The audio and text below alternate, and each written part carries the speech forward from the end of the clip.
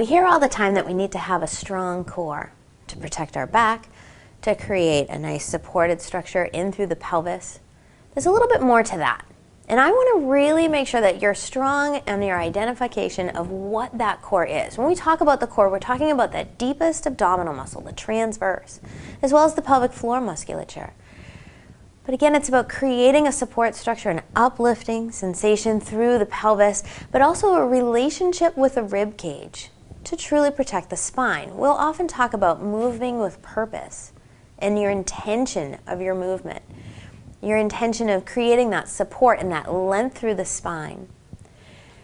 Now, as you go through your work here with us at Uplift, you'll hear me often stop and talk about drawing the abdominals in, feeling the gentle engagement of the pelvic floor. You'll also hear me talking about create the intention, create the control. Are you supported enough to do what it is that you're about to do? And so the function of the core isn't just about looking good or performing one exercise. It's about training your body to create that support and to create that relationship to carry with you throughout your day. That's where the protection of your back comes from. That's where keeping the internal organs in comes from. We need to make sure that not only are we training the core in strength, but we're training the brain to recognize what that core is telling us, because it's often sending us all kinds of information.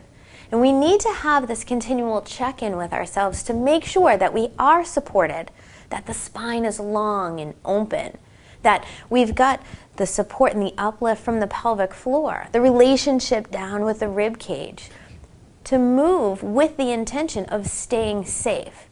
The core is what's keeping us as our own foundation. You'll hear me say it through our exercise work here, make you the foundation.